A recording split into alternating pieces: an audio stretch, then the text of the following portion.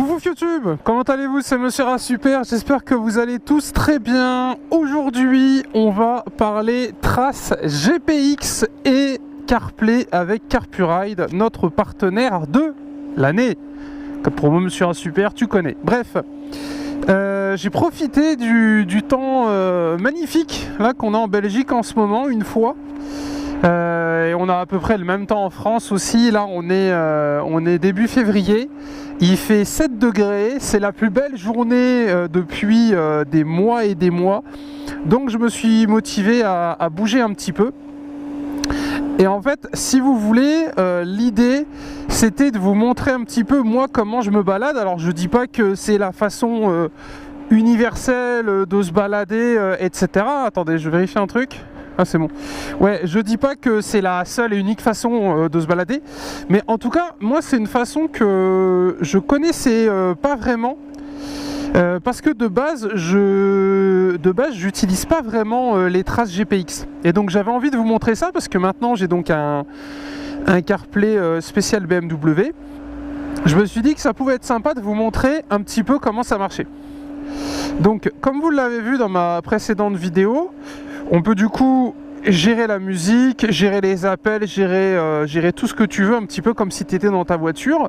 Et un petit truc de sympa sur le modèle là, c'est qu'on peut l'utiliser avec la roulette et on peut récupérer les infos de la moto directement sur le CarPuride.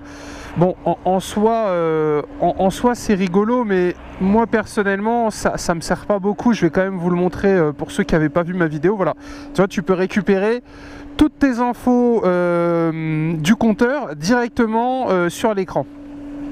Mais du coup, bah, tu perds le reste. Alors, je vous avais expliqué que moi, depuis 2 ans, ou 1 an et demi, je sais plus, je me suis mis à arrêter d'utiliser Waze quand je me baladais en moto. Et donc j'avais envie de vous montrer un petit peu à quoi ça ressemblait. Alors déjà, vous n'êtes pas obligé d'acheter un CarPlay évidemment pour pouvoir faire ça. Un téléphone portable, ça va très très bien. Vous avez pas mal d'applications. Liberty Rider, je crois que ça s'appelle comme ça. Malheureusement, il n'est pas CarPlay, donc je peux pas le faire tourner sur CarPuride, mais moi c'est celui-là que j'utilise. Et sur CarPuride, on a 2 applications qui lisent des traces GPX. On a Osmand et on a Osmand et on a Curvigger. Voilà, et tu vois, là je tourne ma molette et ça tourne sur l'écran là-bas. Curvigger, j'ai pas de goût, je sais pas lequel est le mieux, vous me direz dans les commentaires entre Osmand et Curvigger. Curvigger, j'ai voulu l'utiliser, ils ont une offre gratuite, mais en fait quand je veux lancer la trace GPX, ça me demande de passer sur l'option payante, donc du coup j'ai pas cherché plus loin, j'ai lancé Osmand parce que sur celui-là, il faisait moins chier.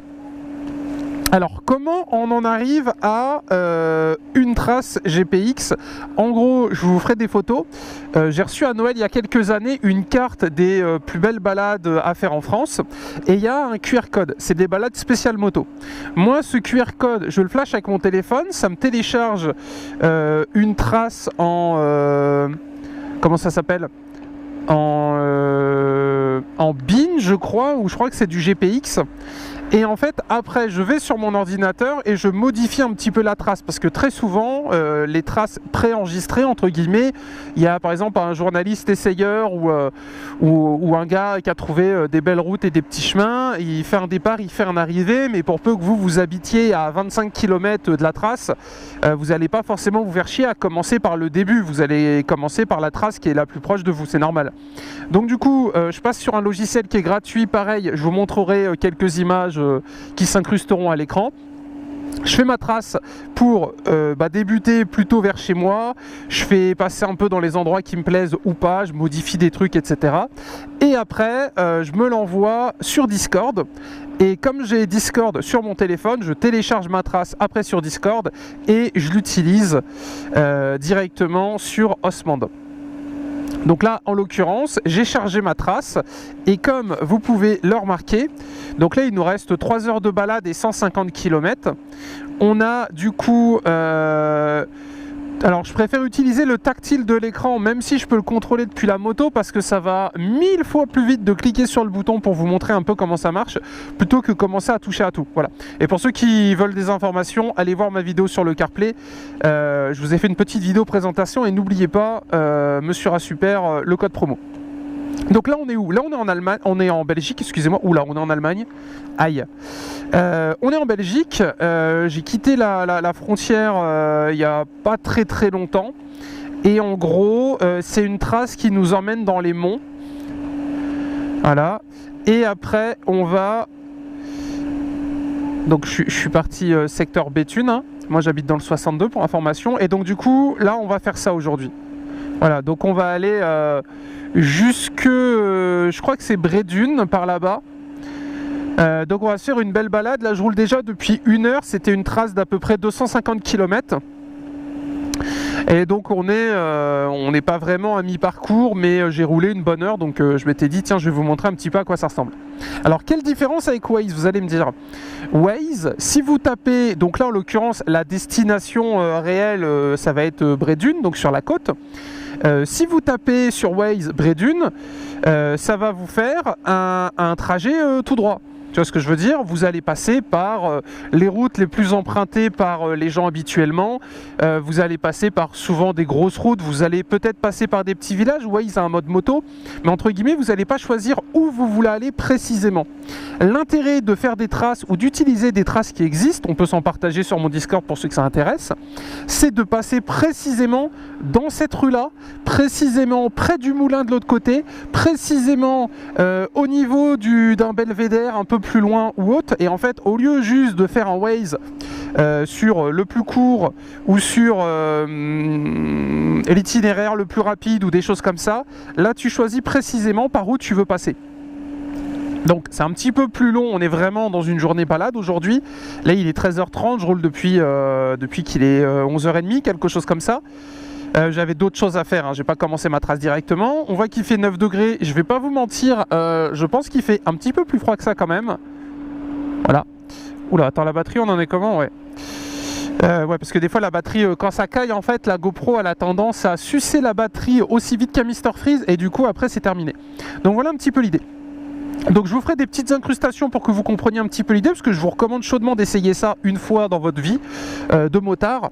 Arrêtez d'utiliser Waze, faites-vous une petite trace GPX et découvrez un petit peu ce qu'il y a autour de vous, parce que ce qui est cool c'est que si par exemple vous allez sur Google Maps, vous verrez il y a des fois des mamas magnifiques, il y a des fois vous avez un moulin, un cimetière, quelque chose comme ça, et donc ce qui est cool c'est là vous allez vraiment pouvoir choisir par où vous voulez passer.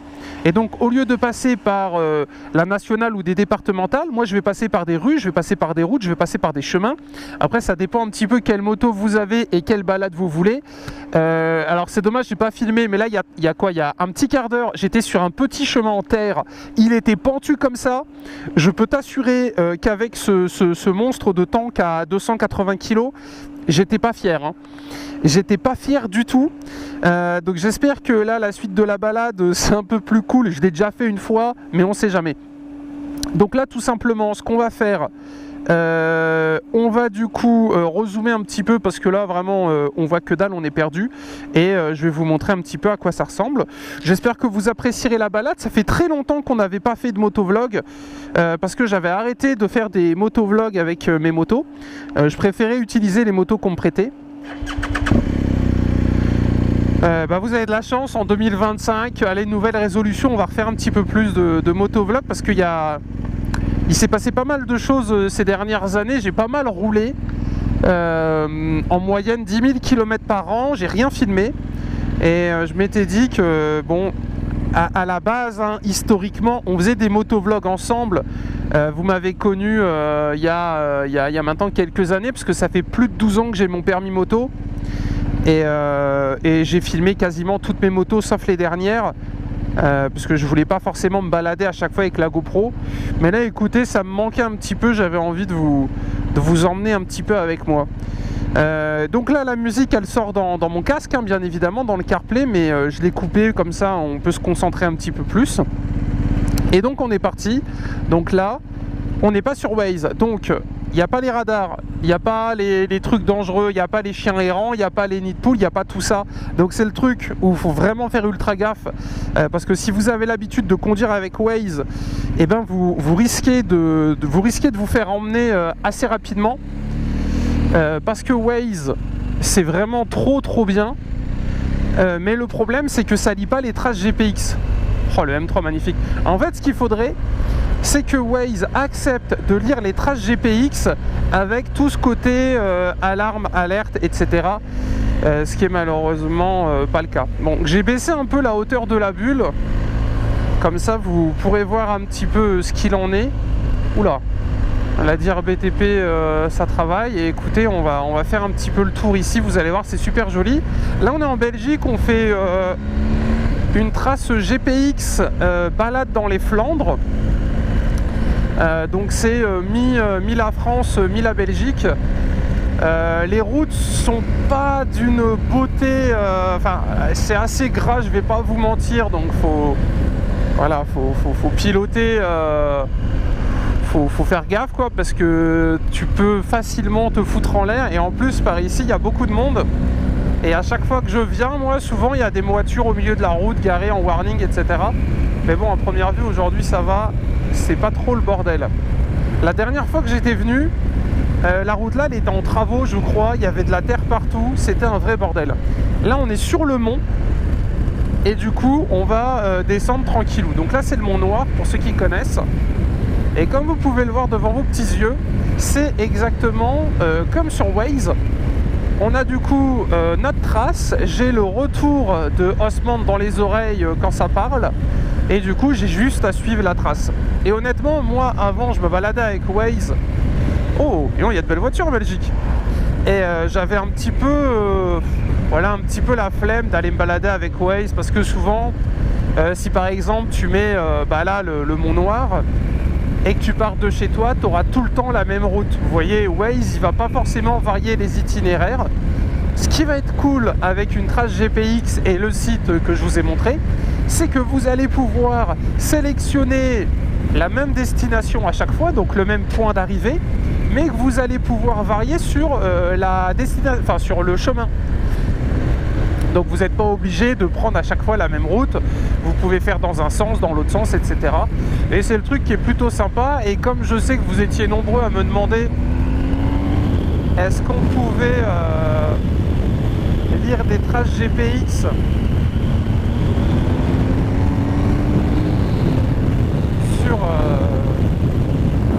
sur le CarPlay, comme ça je vous réponds. Alors oui, il y a beaucoup de vent aujourd'hui, mais je vous assure, c'est la plus belle journée de 2025 pour le moment. Moi, j'ai eu de la neige dernièrement, donc c'était assez compliqué pour faire quoi que ce soit. Et là, c'est vrai que quand j'ai vu mercredi un peu de soleil, etc., je me suis dit, allez go, en avant. Je vous ai prévu plusieurs vidéos en plus motovlog. Donc voilà, n'hésitez pas à vous abonner à la chaîne, ça devrait vous plaire. Et comme vous pouvez le voir, on a une monture plutôt sympathique, dirais-je. Voilà. Et pour ceux qui se demandent, non, j'ai pas changé de moto, c'est la même qu'avant. J'ai juste fait un covering noir, c'est tout. Voilà, j'ai peint les plastiques en noir.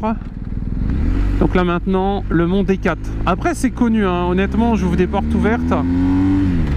Mais moi en 12 ans de permis moto, les traces GPX, j'en avais jamais trop fait.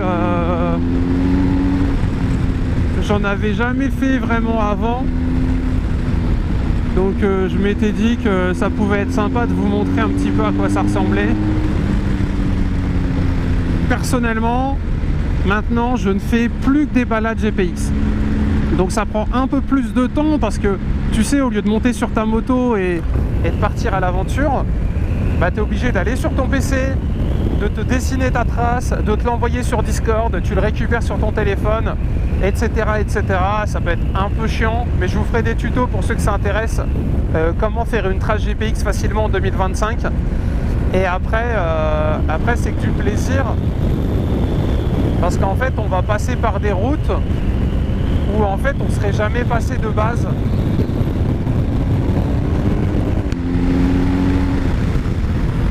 Pour une raison toute simple, c'est que c'est toi qui vas décider où tu passes en fait. Alors que Waze, tu décides uniquement où tu arrives. Donc après, moi je débute dans le milieu du GPX. Hein. Si vous avez des conseils, n'hésitez pas bien évidemment. Moi je suis secteur 62, donc voilà, je suis à la recherche de petits coins de balade. Mais souvent pour faire mes balades facilement, ce que je fais, je vais soit sur Maps, soit sur... ouais si c'est ça, soit sur Maps, là le Google Maps. Et en fait je cherche autour de chez moi, ou aller autour de 200-300 km, des endroits sympathiques. Et après sur Maps, vous savez, on peut se mettre sur la route, comme ils envoient des petites voiturettes. Bah, je regarde un petit peu à quoi ressemble la route, et si c'est des petites balades et que, enfin si c'est des petits chemins et que ça a l'air cool, et ben ce que je fais, je me mets mes points et après je pars à l'aventure. Voilà.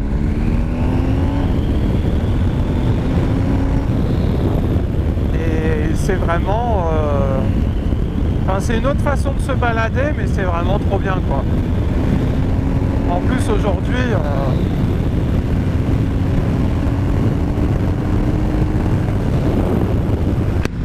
Aujourd'hui il y a beaucoup de vent, mais qu'est-ce qui fait bon! Et là en plus on a passé les plus 10 degrés, donc ça c'est quand même incroyable. Alors par contre l'inconvénient, t'es obligé de regarder ultra souvent ton écran.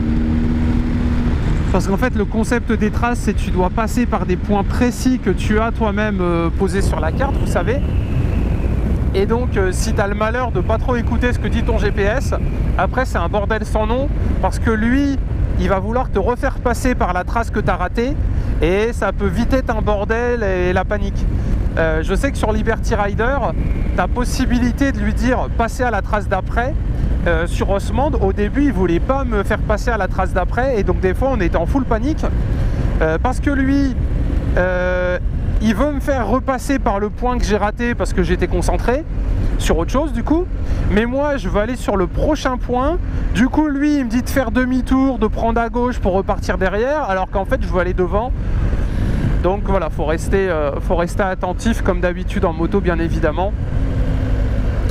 Si vous avez des questions, n'hésitez pas à mettre un petit commentaire bien évidemment, ça fait plaisir. J'espère que depuis le temps vous êtes nombreux à avoir eu votre permis moto et qu'on aura l'occasion de se croiser. Je vais pas mal rerouler cette année. Je pense qu'on peut faire... oh petit chien. Je pense qu'on peut faire mieux que 10 000 km dans l'année. Alors évidemment les 10 000 km je ne les ai pas fait en France. C'était principalement des road trips en Allemagne. Et en France, il y a eu le sud. J'étais dans le sud en moto, j'ai fait la Normandie, j'ai fait le Jura. Qu'est-ce que j'ai fait d'autre? Ah, j'ai fait plein de trucs, je sais plus, mais enfin bref, j'ai pas mal vadrouillé. Donc voilà, donc écoutez, au plaisir de vadrouiller ensemble dans les commentaires. Et voilà, checkez la chaîne, suivez-moi sur les réseaux. Tu vois, par exemple, là, le petit moulin. Eh ben, le fait que je passe ici précisément, c'est voulu, tu vois, parce que justement j'ai mis un point pour me faire passer là, alors que si j'avais mis Waze, il m'aurait fait prendre bah tu sais, une route au hasard par là-bas, et c'était fini. Donc c'est bien, je vais pouvoir faire mon petit pipi et boire mon café. Et voilà l'équipe. Bon, et ben écoutez, on se laisse là-dessus, j'espère que ça vous a plu. C'était Monsieur Rasuper, voilà, je vous ferai des petites incrustations évidemment pour que les traces GPX n'aient plus aucun secret pour vous. Si vous avez des conseils, eh ben, écoutez, n'hésitez pas.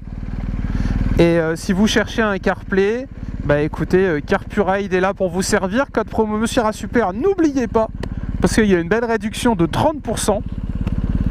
Et là c'est le 7 pouces, voilà, il y a le 5 pouces qui est plus petit, ça sera peut-être plus sympa suivant la moto que vous avez, type roadster ou sportive. Bon, on se laisse là-dessus, go vous balader, et n'hésitez pas à me partager des expériences que vous avez eues en balade. Ça fait toujours plaisir, ça motive à braver le froid, j'ai envie de vous dire, parce que là on dirait pas, bon là ça va, mais il y a une heure, gros brouillard, brume de fou, tout était trempé, c'était insupportable. Allez, les frérots, Bisous à tous. C'était Monsieur A Super. Tchou.